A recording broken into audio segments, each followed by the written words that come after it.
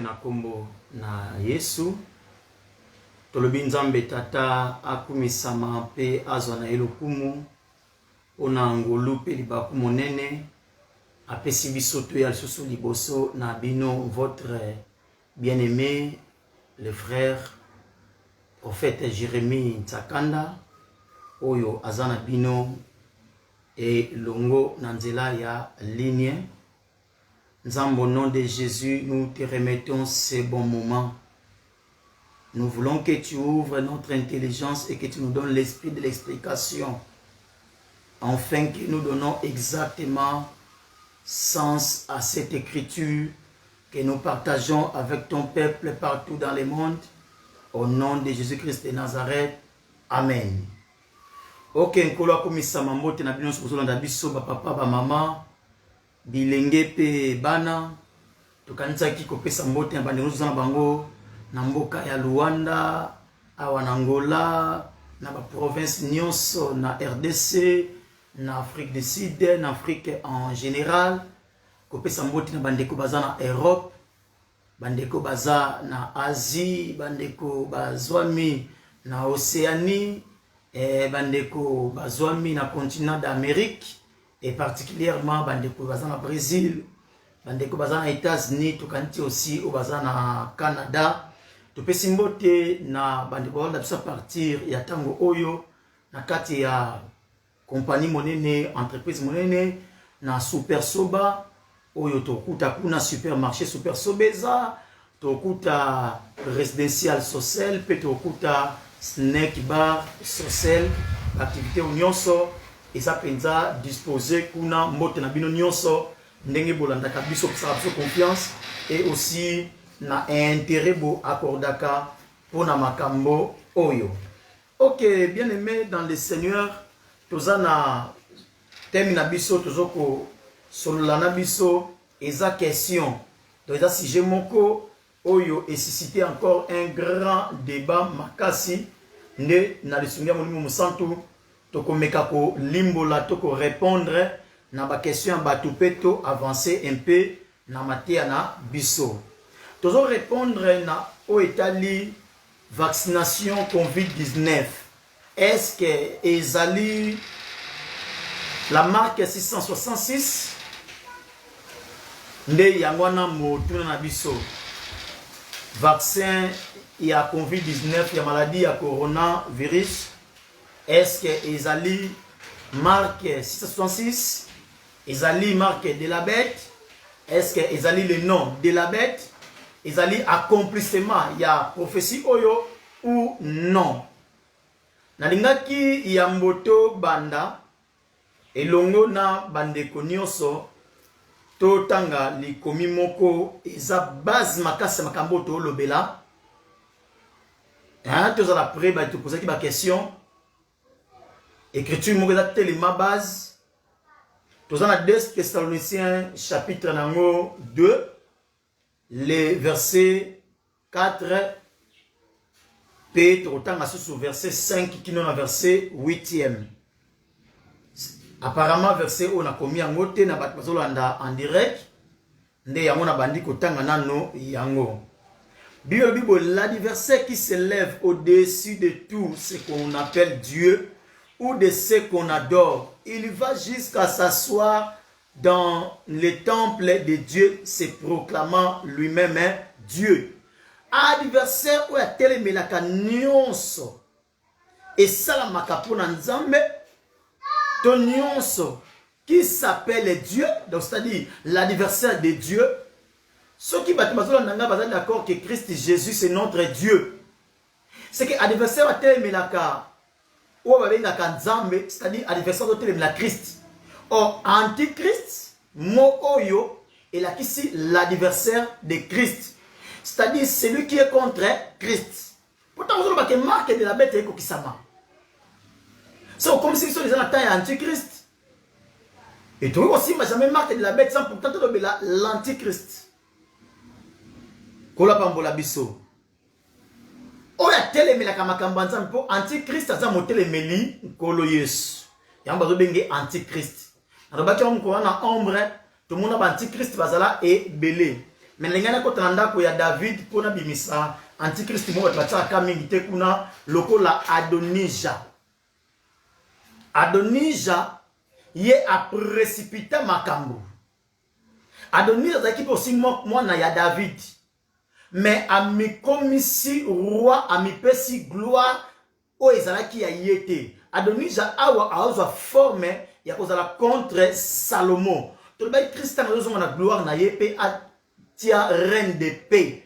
Azo comme véritable Salomon. Donc Salomon a na pouvoir na tango na ye calme ezalaka, mais ezalaka ka ombre. Le véritable Salomon c'est Jésus-Christ de Nazareth. Oyo tango Bartimée monier alors le fils de David. Aie pitié de moi. Il viendra le moment où Israël va luka mawa nanzambe nanzela na Yesu parce que Zakara lobis bokomona obino bo persakis. Et puis quand Zakara zo bango azolo bakenzamba koya pe obino bo persakis. Donc Israël a persaki nzambe. Mais tout le monde mouton a percé c'est Jésus. C'est Jésus né à percé. Né yangona il faut Bartimée aux image ya Israël, ba lukaba senga bolimisi, ba mikitisa, ba lela. Mais tout ça penza wanate, biolobi il va jusqu'à s'asseoir dans le temple de Dieu, se proclamant lui-même Dieu. Il faut akende kino na temple ya Nzambe. Pe amiko misaye moko Nzambe a se proclamer Dieu. Parti oyo tolotanga awa na verset 4 eza égal na Daniel chapitre 9 le verset 27. Tambalobi il fera les actes les plus abominables. D'abord benga adversaire awa na Thessaloniciens. Daniel azo benga ye abengiye na kombo musus abengiye dévastateur o bato benga adversaire na deux Thessaloniciens. Daniel abengiye dévastateur nde ye wana oyo Apocalypse donc Jean akobenga na kombo mususu na kombo o bazo benga ya la bête. Totangi verset 6, tokitiki na 8e.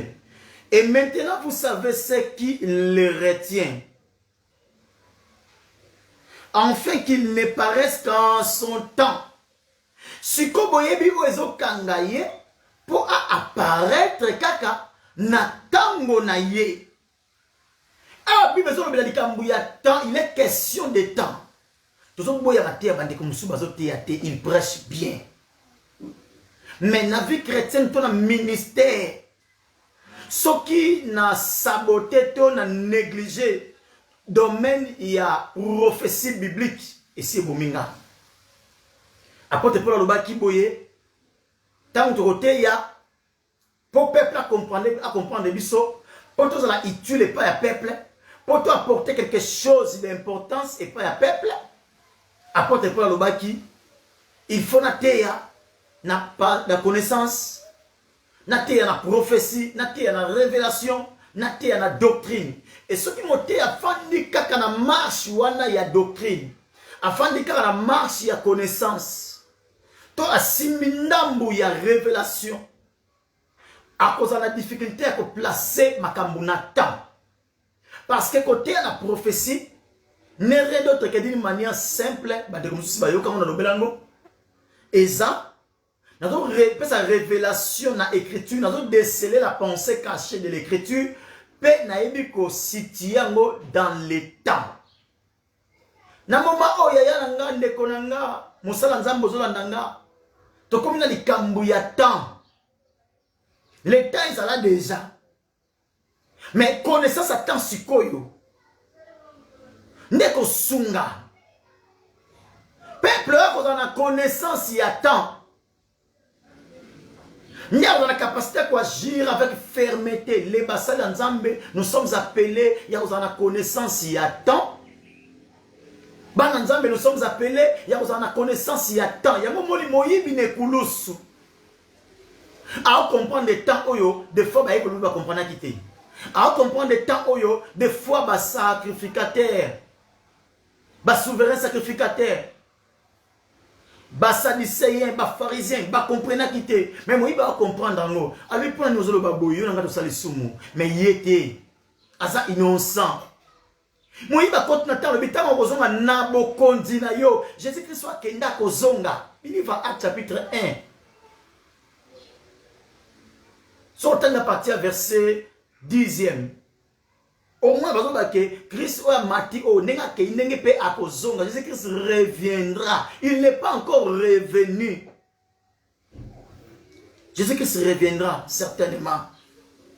Alors, le adversaire wana esengeli apparaître en son temps. Pour le but, et maintenant vous savez ce qui les retient. Bon, ils ont retenir ce qui les retient. Afin qu'il ne paraisse qu'en son temps. Car le mystère de l'iniquité agit déjà. Il faut seulement que celui qui les retient encore ait disparu. Nous avons celui qui les retient, n'a ce qui les retient. Nous avons sali makambo de sorte que Antichrist, la bête, abanda moussa na ye inventé. Parce qu'il y a la présence de l'église et la présence du Saint-Esprit. Bien, mais nous makambo eko sama na période na yo te yo église na nkolo yo nimelaka yesu tambola na kobanga ye yo za la parole prophétique yo za la explication ya parole yo za la vraie interprétation mais ndenge nyo ngomi kotisa que notre temps oyo ezata ya la bête yo ezata ya la bête ndeko nanga au rata lèvement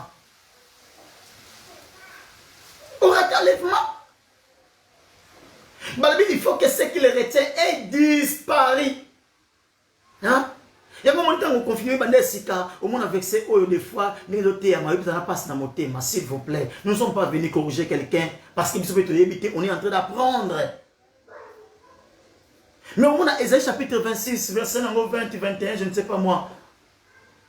N'est pas Bible quand dans la chambre na yo, kanga chambre. Zela kino tourma ou ekoleka, batu bazui verset wana, ba comparons na coronavirus. Est-ce que le coronavirus batu makina banda? Batu ba non travailler. Pour travailler dans la déclaration de service non travailler. Ba on zemana on zamedela ba jour on bande ko zala. Mais quand on va kino tourma ou ekosila, batu ba bi que non, c'est que coronavirus eko accomplir Ésaïe chapitre 26. Ce qu'on est au Kimiango. Les gens sont en train de tâtonner parce que dans la connaissance il y a tenté. Dans la connaissance il y a tenté. Il y a prophétie biblique qui était. Il y a une idée à temps. Ce tâtonnement ne m'a pas si. Tâtonnement ne m'a pas ça va te belé. Comment ça va te belé mais n'a pas sur un mot te sur l'andanga. Na début à année. Na pesa ki message on ba ki za message spécial na part en colo. Na kata message wana za ki na Genèse na Psaume 45. Ba na coré ba le biboye. Pour nous sommes sans crainte. Même si la terre est bouleversée, bien aimé. Tant on a pas vaccin, on a pas maladie. C'est la terre qui est bouleversée. Même si les montagnes tremblent.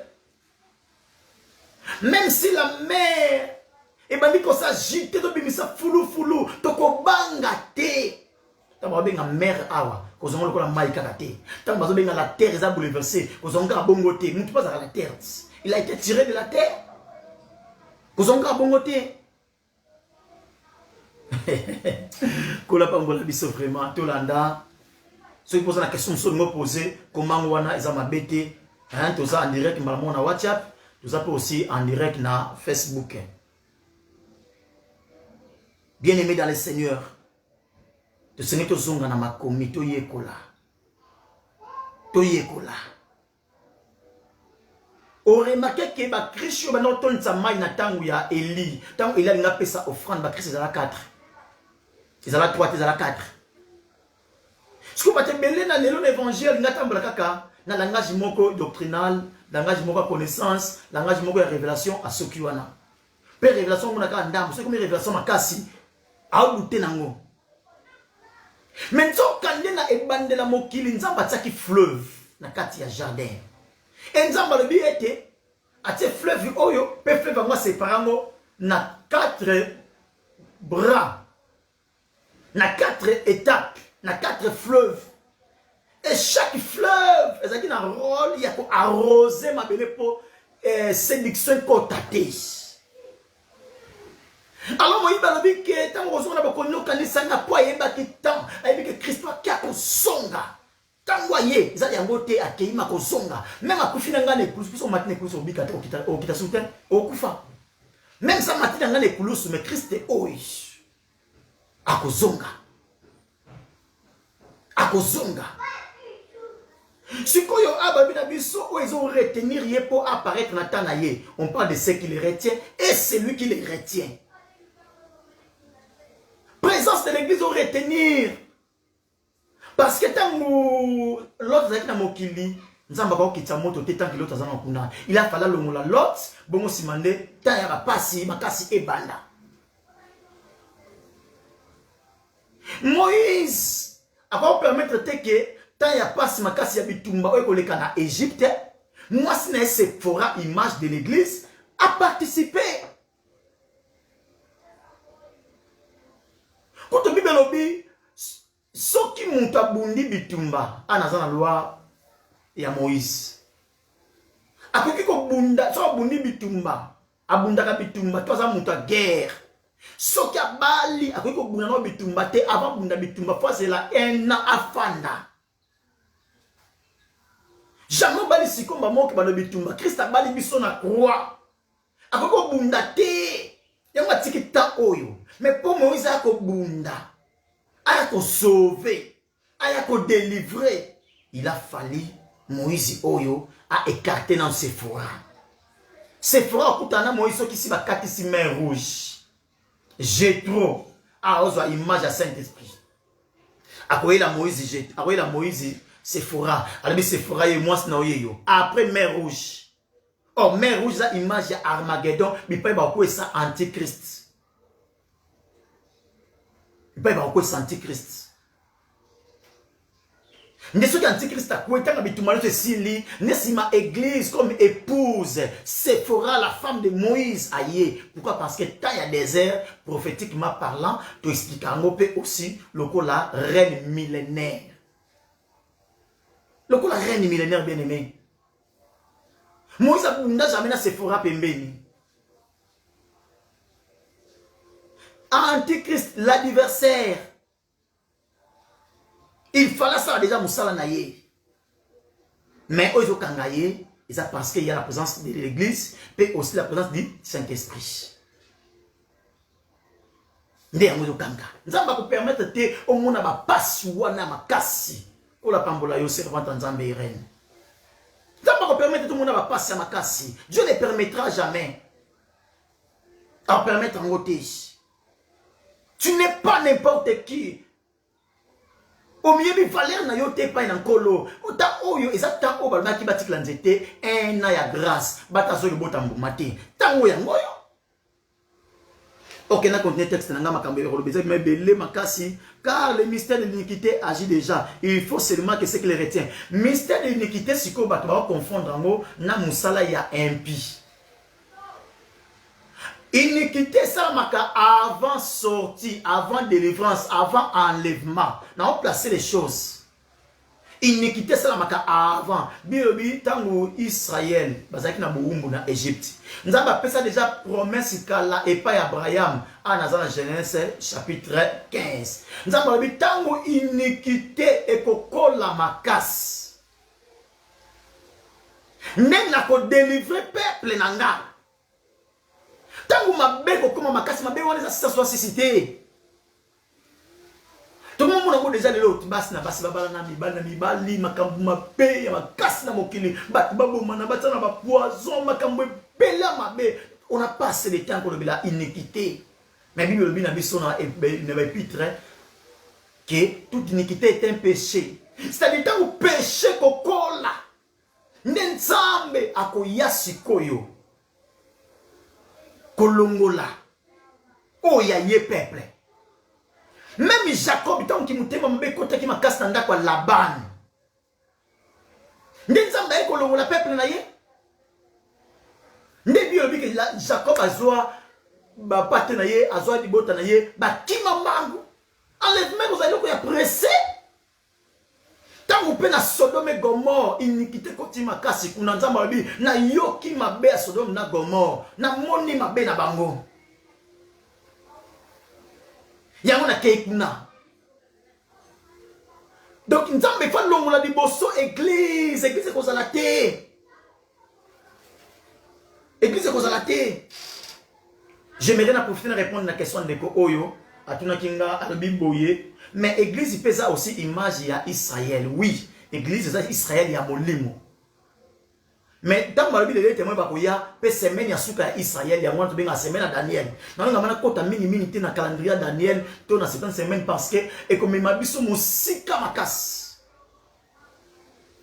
Pendant que bande ko beli ba a déjà réponse oyo pour na Europe déjà ba vaccin ces bandits. Il y a ma casse à foxer, il y a condition. Na États-Unis salama.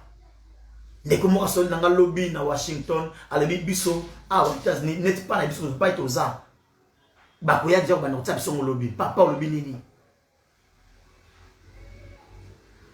Bien aimé, tout le monde répondre comprendre. Très important. Tant une équité comme même casse na Sodome de ya pas nzamba yaki ko intervenir. Mais avant d'intervenir, le monde de Lot. Lot a sa image de l'église. Lot fait l'ongwa. On m'a dit que le monde a des témoins. Bon, et bien, on dit que tant on dit Yesu. Tant on dit Yesu, toko tina doctrine ya père na ya fils. Et ça va te mis par les témoins. Doctrine ya père na ya fils. Pour obika. Tant on dit Yesu, faut dire la doctrine ya père na ya fils. Lokola Tamar andimela ki doctrine à père pena ya fils. Tamar tanga moni jidazoya à comprendre que le fils est dans le père est dans le fils.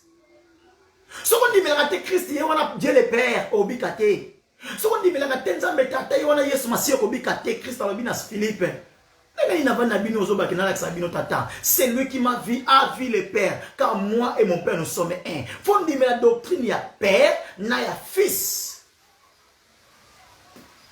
Donc dès un jour et le belaka maman des témoins. Moi des témoins compliqué à battre mingi. Je t'invite na numéro to komi wana, soit pinza numéro wana komi la biso, to côté na groupe ya WhatsApp, kuna uzo explication malamu. Bah c'est seulement au Fanda pour qu'on ait la visitation to sali à Israël. Donc c'est ma dernière semaine autour de on a Kimanios. Parce que dirait que nous ne saurons pas tout dire, tout partager. Alors apparaîtra l'impie que le Seigneur Jésus détruira par le souffle de sa bouche. Il faut d'abord l'église enlever ce qui les retient et disparaître. Donc l'église est l'ongwana mokili. Église à mungwa bilobi oza mwinda ya mokili oza mungwa ya mokili soki mungwa ezangi gwa biloko ezalaka te. Donc église à mungwa na mokili awa satana ko sa malamu te parce que mungwa mo yepesa saveur kitoko na mboka. Mais soki kaka mungwa ana se longwe nango ni comme nango possible. Soki mungwa longwe na biloko kuma kopola elo batla biloko za na mungwa. Ça vers à Mungo, ana et battre la biloko. Tant que l'église ça awa yango moni azo paraître mais soit quelqu'un bilobi l'impie. Alors paraîtra l'impie que le Seigneur Jésus le détruira par le souffle de sa bouche. Ne quoi paraître impie, oh nzamba ko détruire na souffle ya munoko na ye. Dès qu'on a pas nos réponse na yo que église eza Israël mais il y a molimo, il y a monsunité. Totanga kina biso ensemble. Tango apôtre Paul azoloba. Nanyango Israël. Israël ou aza né de la chair. Aza na ba promesse. Toloba ki yango, je crois, na étude biblique il y a dimanche passé. Dimanche écoulé. Toloba la ki yango. Et puis ce otangi na Romains chapitre 11, verset 26, verset 25 à 26. Bible le Bible. Et ndambu ya Israël, parti à Israël, oyo bazaki na incrédulité, na première venue à Christ au batikalaki. C'est la totalité ya ba nation. Pour si ma base à la visiter. C'est la totalité ya ba nation pour si ma base à la visiter. Et avec que tout Israël sera sauvé. Tawala tout wana ebungi saoté, et ça langage la Bible. Tout wana ebungi saoté. Tant Paul a Romains chapitre 11 verset 25 à 26. Comme la personne qu'on a pour Isaac na katanini. Tous occupés s'il vous plaît. Comme la personne qu'on a Romains chapitre 11 verset 25 à 26. Pour te poster kango avanté. De sorte que ban nzambe bazongo so esunga ban nzambe. Très important. Alors, la église comme étant la nation biso. Totalité des nations. Donc, biso ba nation. Oza di banda Israël. A comme Israël ya physique. Pe alobeli Israël ne se bika par rapport à Israël physique. Mais ngana obite que nous sabote maka bona Israël obika na bina nga bongote. Parce que tout wana il faut appeler aussi interpréter. Cause la totalité des nations, il faut appeler aussi interpréter. Ok, merci beaucoup, Nkolo. À continuer pour Pambola Bisoto Zolanda. Alors, on ma prophétie wana ya 2 Thessaloniciens na kenesikoyo na 2 Pierre chapitre 1er. Ils ont versé monte ibango makasi tant que bandai ko yekola makamanzambe sika. Bolimisa 2 Pierre chapitre 1er. Tutangi verset nango 20. Dans les premiers versets 20, Bible, sachez tout d'abord dans vos cœurs, sachez tout d'abord vous-même, aucune prophétie de l'écriture ne peut être un objet d'interprétation particulière. Bible, boye ba malamu ete prophétie mon côté il y a écriture et que vous avez objet il y a interprétation particulière. Hein, tant bande ko bazo mona ba question so batuni biso ba lobiki. Mais tout le monde dit qu'avant de faire obligé de faire un vaccin. Avant de faire un vaccin. Avant de voyager, faire un vaccin. Oui, tout le monde y a. Mais la Bible dit que, un souvenir de la Bible, sachez tout d'abord vous-même qu'aucune prophétie de l'écriture, prophétie de mon côté l'écriture, et que vous avez objet, il y a interprétation particulière. Prophétie écriture, prophétie biblique. Ba interpréter na ndenge na ngate pour na moni boité non. Tant que interpréter bongo bien les to bungi ma kasi. Tant confirmer bandi sika. Tant malade ya coronavirus et continue à monter. Tout le monde va utiliser ba pistolet digital, ba un pistolet digital ou alors thermomètre digital. Tant va utiliser ango ne ba otsango bat na mutu boye ou ba ta température ba ko moni ba otsa ba tu marque de la bête. Il doit changer le langage. Au moment où l'interprétation particulière, échange à cas. Il n'y a pas l'écriture de soutenir Bango. Isaac Bongo. Période du moment où non États-Unis, tu as un bocatel, un système, il y a SIM card. Batia Moutakata Nzoto pour donner une union soit digital et mon anaka. Bato le biomonité, si mon barotia, ils ont marqué la bête 606.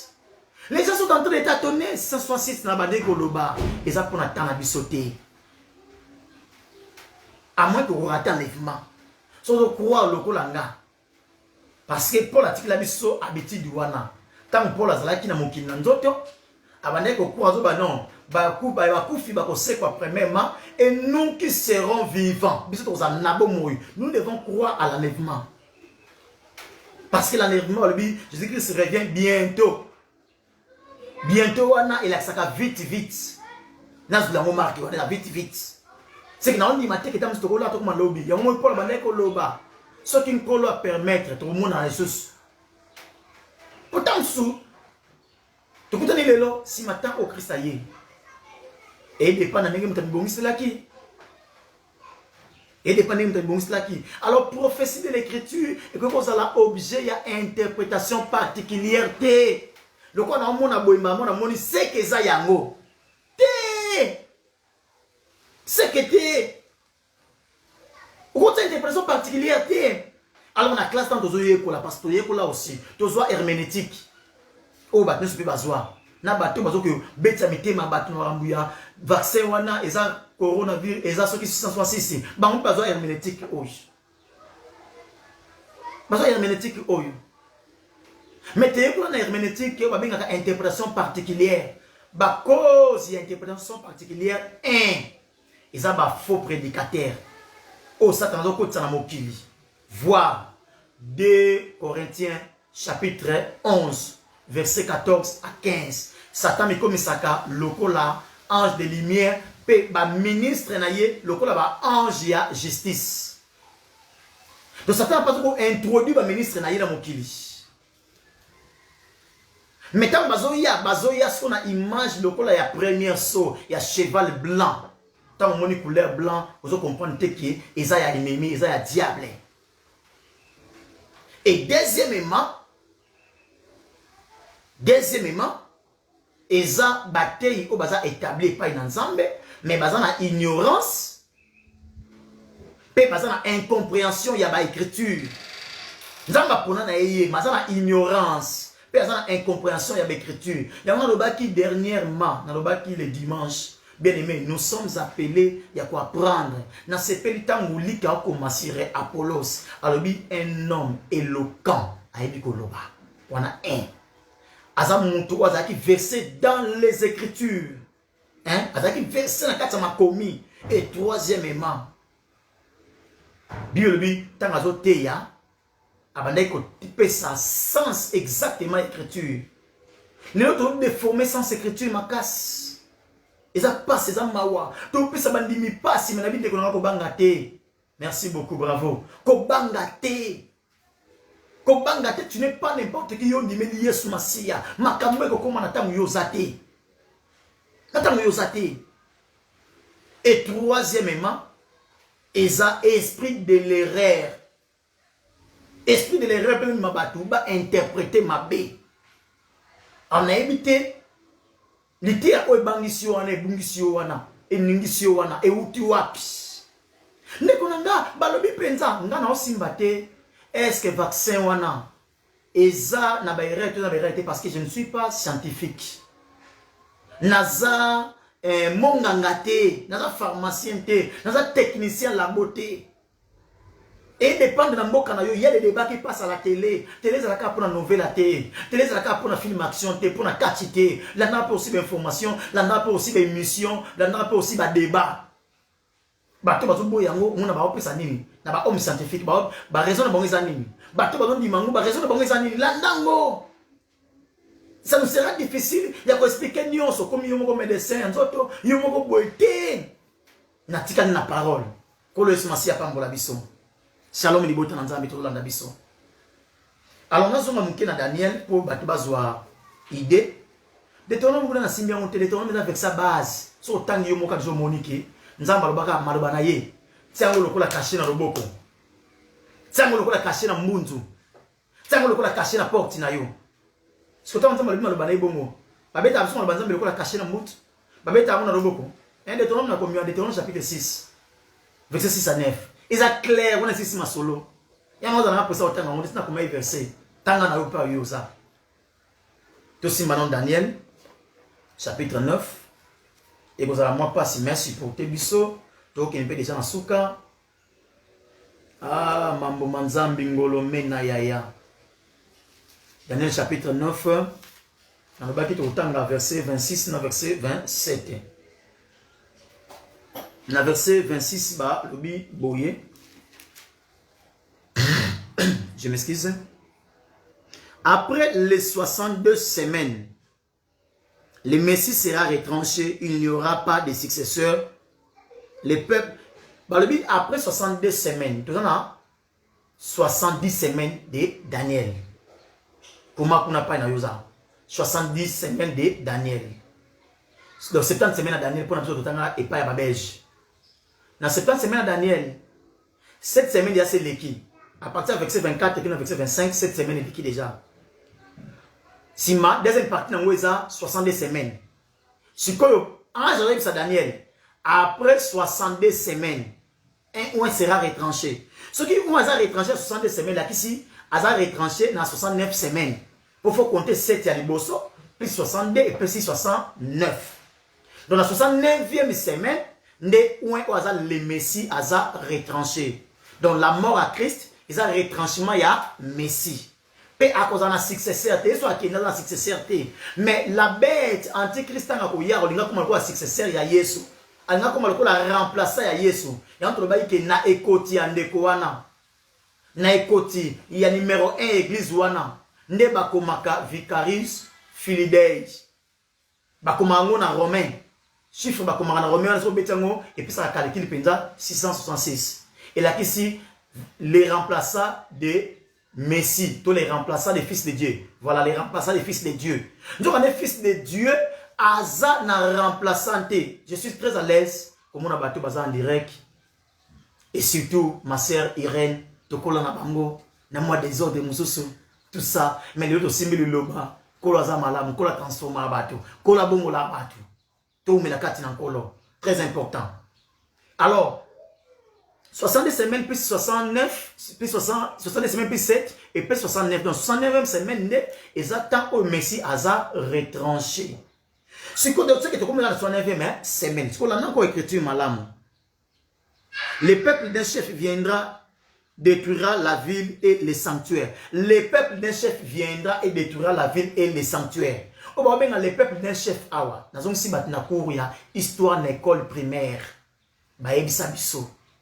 Que général Mokoto Empéré mona kombo ya Titus na l'an 70 akenda ko ravager Jérusalem abebisi mboka pe apandi temple biobi akoya ko détruire les peuples et les sanctuaires. Donc la ville et les sanctuaires apandi ville batu bakimi Israël bakimi. Souvenez-vous tant que ça va kota na Jérusalem. Alors biso ki boyeba ki mukola visitation na bino. Mais les banques étaient à télécola les banques. Il parlait déjà na makambo ko sala na sima na ye. Ba romi ba moni roi na bino ya ye bo négliger bo boye. Alors, lokola bo boye ko to na bino bo boye. Bon biso ne bo ndima biso non, ba ravager ba non. Et ça na l'an 70. Ce que ce ka bongoté. Verset 26 wana toujours continuons. Détruira les villes et sa fin arrivera comme une inondation. Inondation. Il est arrêté. Les dévastations dureront jusqu'au terme de la guerre. Ba dévastation. Et qu'on dirait qu'il n'en a terme. Terme là qui n'a fin à guerre. Qui n'en a fin à guerre. Est-ce que fin à guerre à Israël comme déjà? Au moment où Trump a déclaré que Jérusalem est parti à Palestine. Ce que ça veut dire que guerre Syrie solo. Tu comprends déjà ma cambo. Tu vois que non, c'est que Trump est antichrist. Pour antichrist, ça va mettre qui me sa peine à mokili. Antichrist a comme ma reine de paix. Il n'a pas de il y a mon apport à le Bible. Quand les hommes diront paix et sûreté, une ruine soudaine qui surprendre bango. Tant que moi qui me côté na mokino comme malamu droit de l'homme côté makamu ya ba séparation et assulté moi ça pour na mobali en tant que déjà qui est papa zoloba to considérer ba PD ba homosexuel loko la biso c'est que ils ont déjà un plan maintenant les coquilles s'habiter mais moment où ko ya tout ce monde ko bande ko na biso tout ça fait moi bible to kata ils ont ba signe là qui s'appelle ke bisa on comprendre que makambo ko la lobaki et comme ko ki sa mais comme ko belema et comme ko belema mais les coquilles s'habiter à totalité te bien mais professeur ça ka cyclique pour ça dans le temps na passé na présent et na futur futur des totalité nango. Alors, jusqu'au terme de la guerre, qui nous guerre aussi là. Qui nous guerre aussi là. Tu sais pourquoi Israël est mêlé par un dimélantal et des témoins d'envoyer pour nous? C'est parce que comme on a que Antichrist ça s'aligne sur pour na bango. basali nyeso pona bango qui me côté nango bitumbesi nango parce que les témoins bazo troubler bato pourquoi tomber on va traiter l'alliance parce que va flatter à travers la paix, à travers la paix. Et verset 27 il fera une solide alliance avec plusieurs pour une semaine. Plus dans la semaine on a été plus dans la 69e semaine. Donc 60 semaines et coquille. Ce qu'on étape nous c'est l'andiwana. Et ça quoi on benga ke to comme na 12 et bandaka 1 minute 2 minutes qui na 59. Tant comme na 69 semaines. O ça c'est ko parenthèse ba fungoli. Tant ya Israël est terminant. Jésus-Christ a chez la femme et a perdu sang. Alors peut-être quand ma ta femme a perdu sang. Soit si sango bon azongi la bayuda. Une semaine à souhait il fera une solide alliance durant une semaine. Semaine n'a pas sauté. La semaine de restauration à Israël. Ce qu'on a à saluer alliance solide pour alliance solide. Alors qu'on a la présidence. Ordre mondial de Yokakande Yangwana. Ordre mondial Zoya. Maintenant les bandits. Tout le monde a signé. Tout le monde a signé. Mon bien-aimé, avec plaisir pour une semaine, et au milieu de la semaine, il fera cesser les sacrifices et l'offrande. Au milieu de la semaine, fait que première moitié de la semaine, on l'équipe. Oui, vous attendez les témoins vers Israël. Pour les témoins vers Israël, à Boébité, à Bissoboité. C'est qu'on a souligné à bien-aimé. Des témoins, Malachie chapitre 4, ça pour la Bissoté. Malachie chapitre 4, c'est pour Israël et Anzoto. Élie a qu'elle rétabli l'hôtel et Zalaki pour Israël et Anzoto. Mais pour la bisota makamelia osala, atiki Israël pembe, ake pa ya veva sarita. Veva sarita os la mbula te, di kameza la loi te. Nous voyons sarita de quoi on dit na ikale sil nango. Kon di ma veva sarita wana yangwana nde na menyango siko na parabole ya pauvre Lazare. C'est qu'on a sa blow emilia kitoko sepela. Na parabole la pauvre Lazare. Riche aboy kokota Lazare na ndako atiki na porte libanda. Riche a représenté Israël. Pauvre Lazare za libanda bambo ba yeba niko fiba bapota na ye. Professeur Kombetsa Musili ba parabole za bongo. Biso ba nation de quand Israël aboy na Yesu to sina biso yesango to ndimeli ye. Vers s'arrête ndimeli Eli. Vers s'arrête os la mbula te, Israël os la mbula. Bango ba os aller des témoins biso te, promesse aller des témoins za pona bango. Nzamba prometta bango double portion parce que mon fils est né de la femme. Fils est né de la femme. Le roi fils est né de la femme. À un droit, il y a double portion. Il y a ministère, il y a des témoins, il y a mission, il y a des témoins. Bissoté. Alors, moitié de bossé pour les canaux. Ceux qui moitié de bossé comme une soukanango, n'est à mettre fin à kilt. Alors, on a général, on a sanisi makambo. Bato bazana na groupe baebiki na kata moitié wana nde ko mettre fin à kilt za ko demander les deux témoins tant les témoins ba kufi nde wana ko mettre fin à kilt pour les témoins ba zonza kilt na Israël nde ko mettre fin à kilt et ceux qui va mettre fin à kilt ba au milieu les deux témoins c'est par là toujours que les sikoyo na tant oyo abandi ko sala ba art moko les choses les plus abominables. Comme ça, avant le temple, mais comme Sinzambe. C'est ça l'abomination. Ce que ça va dire le temple. Le temple, on va faire la passe l'abomination, on va tout niamoter. Il faut tout ngama. Et quand on va passer à Jérusalem, et place où il y a une mosquée au mar. Il y a des au Congo. Le temple à Jérusalem, il y a tout ngama. Si on a la côte du temple à Jérusalem, il va imposer à tout qu'il pour il se fera Dieu. On se fait dire là que c'est sujet d'adoration. Mais il y a des gens qui disent comme ça sujet d'adoration. Il faut pas dans quitter au conduit. Pas comme un sujet d'adoration. Hein, tu comprends les choses bien aimé. Tu comprends les choses. Guerre na Israël l'incilité. On a mon comme signe à minene. Ce que l'Église a enlevé. N'engolo ezongeli Israël. ngole zo les sikonante il faut yo matana no kende bon ngole zo ngila bango il fasse sa musala ya femme à perte à sang makila na ye kauka comme pur oh pour la lobi a fiança biso et pas ya Christ le corps la vierge moko pur mais sans tache. Ce qui te commis pur, perfectionnement à votre zoakate, car si tout en haut, Ephésiens chapitre 4, verset 11, Ephésiens 4, 11. C'est une grâce ministérielle. Pour me m'abandonner na perfectionnement. Ce qui te commis perfectionner, Christ fasse un biseau. Ton tir la sauté. Ton tir la sauté. Tout ça en la purification.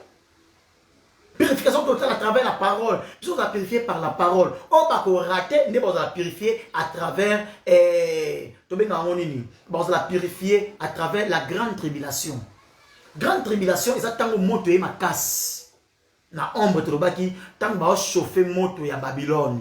Fois 7. C'est ça la grande tribulation. Le feu existait déjà. Quand on parle du feu, on voit les jugements, on voit la souffrance, on voit la tribulation. Donc, tribulation est ça, oui. Il y a une pièce mal de Seigneur. Il y a une exécuter. Il va passer dans la tribulation. Christ a dit les bisous sans triple, mais n'a pas exécution, n'a tribulation. Pourquoi la tribulation, pourquoi la exécution? Oh, zo mona ma belezo ninga na wana. Zo mona ba ba vaccin wana. So e comme lio et pas oza. Na tindiote, na pekisi yote. Mais so e comme lio. Comment on ngo marque ce société ko rater musala. Ba olongo pamba. Zamba yi makamba ngote. Zamba yi bien ngote. Olongo musala pamba ko peut être pamba. Zamba yi bien ngote. Je ne connais pas ces choses. Oh bah tu vas sur le baquet. Accomplissement Marc 66. Parce qu'on interprète un mot selon bango. Quand on entend par marque, on entend par signe. Bah on va fois bêta on bonne ibanda bemunana. Ndeta on tokoya prochainement toko lobela siko Deutéronome chapitre 6 on a malamo. Mais maintenant déjà autant ngo aux déjà ba ouverture, aux déjà ba beko, au c'est là. Ce qui groupe permet de sauter pour travailler samedi. Je crois que vous travaillez aussi dimanche. Pour travailler aussi dimanche. Au groupe, ça, j'ai un programme, ils ont un matin, ils ont fait ça. Tu sais, il y a excuse le groupe pour te passer en mot parce que la question est tellement belle. Je crois que tu as une question, à une réponse déjà. Na lobby awa. J'ai été un peu long, mais ça qui est important pour na bola mona yo, pour na bola mona nanga. Nata otoza ba signe o ezoko kisama. Ba signe ya bagueur, signe ya séduction, ya honte loi de bosso. Et on est cheval blanc. Ils ont se déguisé. Alors t'as pas sur fandeli. Kubum sabo yambité.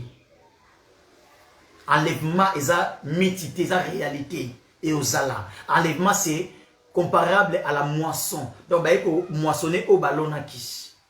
Dieu viendra pour moissonner ce qu'il a semé. Il viendra pour moissonner. Sans en étant au bout de matin, on va au katayo. Sans au bout de mosaïti, il n'est pas encore. Tout le monde a la parole, tout le monde a la parole, tout le monde a la zambe, bataille zamabe. Tout le monde a la caméra, les katayo kapé oyo, ils ont salima. Pour Jacob, biobi, tango amoni. Kanda ya Laban nelongi ya Laban, amoni kanda Laban. Pe ayoki bana nende bazo loba. Alobi c'est le moment. Azu mwasi, azu bana, azu bampate, bakini. C'est ça l'enlèvement. Oh tozo mona.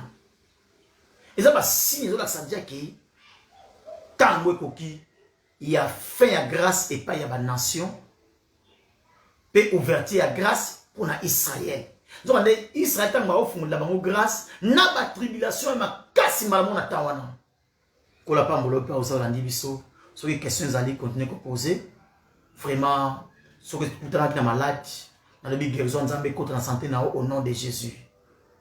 Sur les bitumba, message de temps volatile, Nzamba visiter Moussa Nayo et qu'il ne liboso na kombo na Yesu. Nzamba pesa o kimia pesa betide na o kimia, Nzamba consoler mon tema na yo, ou mena na kata parole.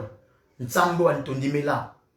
Azana biso trobange de côté. Ata mabele ningani. Niso esa makobanga te, kangama na Nzambe. Kangama na Nzambe. Wumela na Nzambe. Wumela kotosa nzambe. Wumela kolanda nzambe. Bika ngolo nzambe. Bika lipambole nzambe. Bika sengwa nzambe. Nabi nzamba assiste lisusu. Nabi nzamba kangola yo. Nyoso buntsaka vina yo. O ikanga we telemela yo. Au nom de Jésus. Le message a été long. Mais ça qui long pour ton bien. Pour na bola mona yo. Pour la pambola ba nous assister biso. Pe ba ko assister biso. Na kombo na Yesu. Shalom. Ciao.